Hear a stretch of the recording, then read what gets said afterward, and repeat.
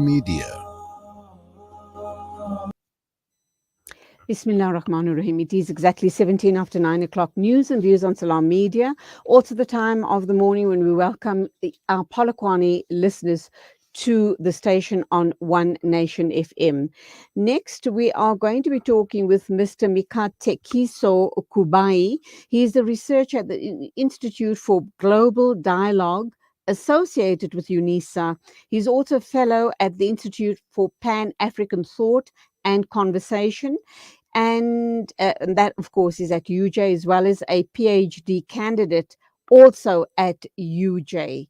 So his bio is really very long. I'm not going to go through the entire bio, but just to go on to say that it gives me great pleasure to be talking to you, Mr. Kubayi. A very good morning and welcome to the program.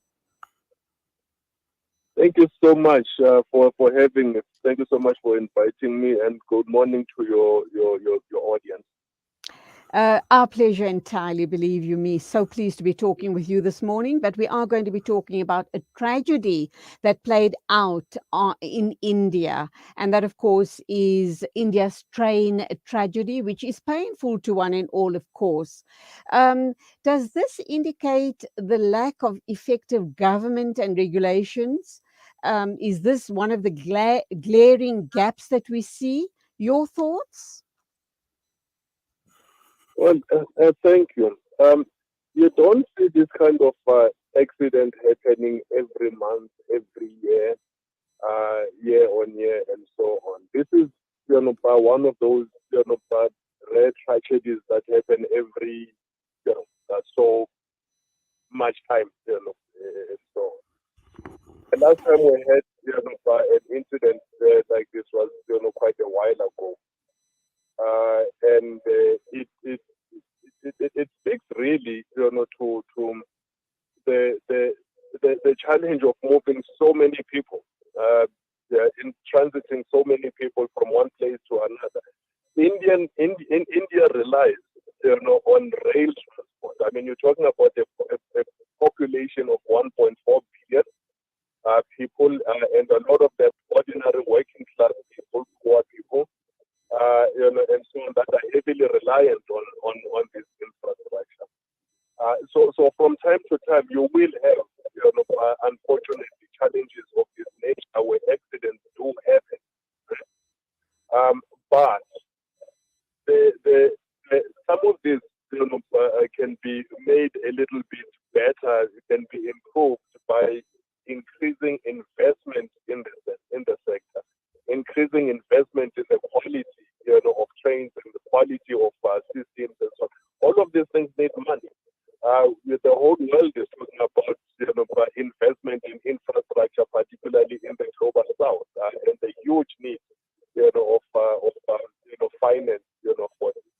This is, a symptom of that, I think, right? It's a lack of sufficient investment, in improving the infrastructure, modernize it, and so on and so forth. Make it have enough trains to transport all of those people, have enough train networks, and so on, and to help avoid some of these crises.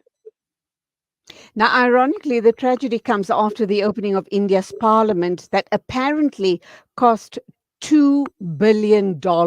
How does one even justify something like that? Whereas the money could have gone to possibly upgrade aging infrastructure.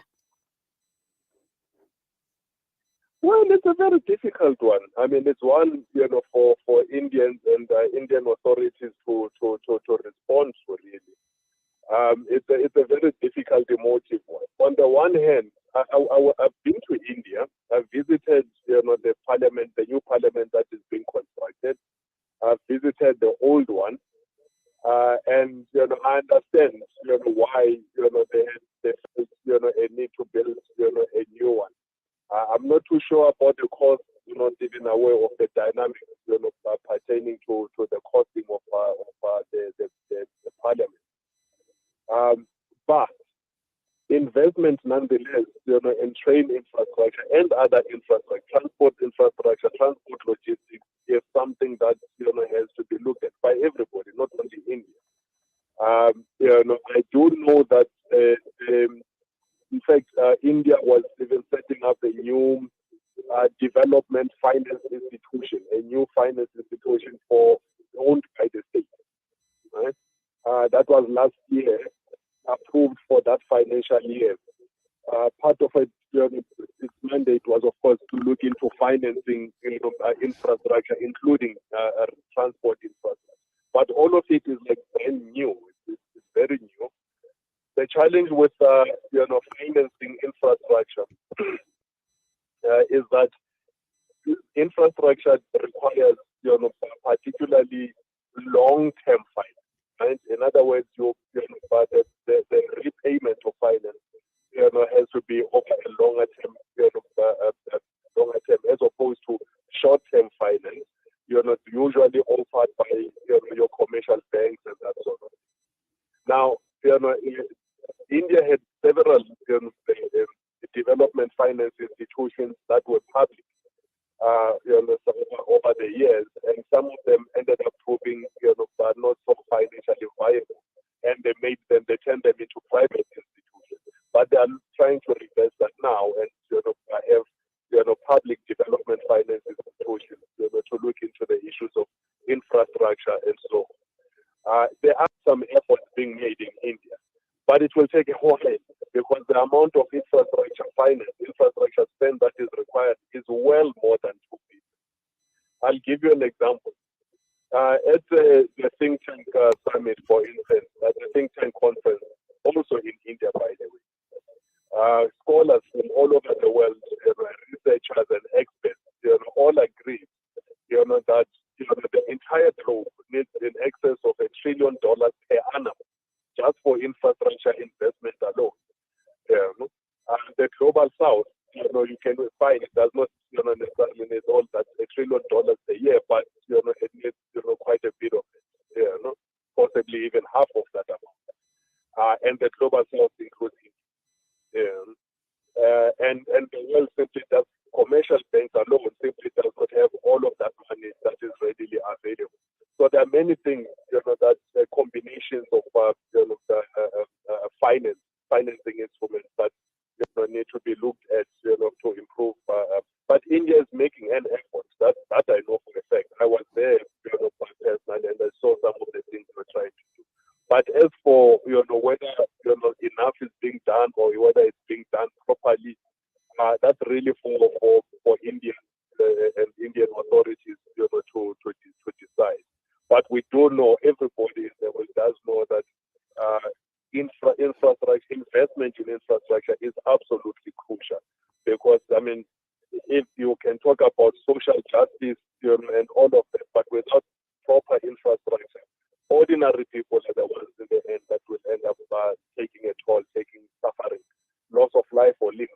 It's the mode of transport that they use, train. We have a similar situation here locally in South Africa, where trains until we started having problems with them. Started, it transported the largest number of people. In fact, they still do. I mean, if you go to Park Station, you'll find a lot of train activity there that varies ordinary people because it's cheaper. It's a lot more affordable, so it can carry a lot more people. But investment is absolutely crucial. There's no way of dodging that one. This obviously is a huge crisis for the Indian Prime Minister, who got elected on the famed Shining India campaign. Do you believe this is going to have a negative effect on the campaign? I think it will. You will recall not too long ago, his party, the BJP, lost a crucial election. In a province. When was it? Just a couple of months ago. And even though they try to play it down, as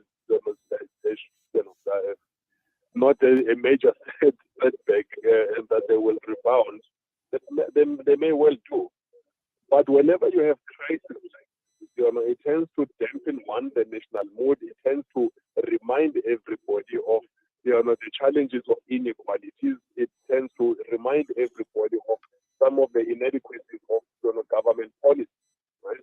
Particularly when it comes to things that are so crucial to the economy. Transport, is a major, major, major, factor for development of the economy. So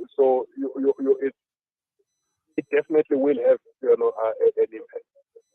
Those are too many lives lost. And the quality of that infrastructure is something that Indians have to live with every single day. So it definitely will have an impact, and they're already starting to feel it anyway. Like I said, the recently lost a major constituency. Sadly, we also hear that corruption is definitely endemic in India, and I guess other third world countries as well. But because we're talking about India, let's hone in on them. Corruption is a very, very large issue regarding infrastructure projects. Obviously, this is one of the reasons why we're sitting with this train tragedy, are we not? Yeah, I mean, we do have, it's almost become a human rights issue, by the by argument for investment in infrastructure.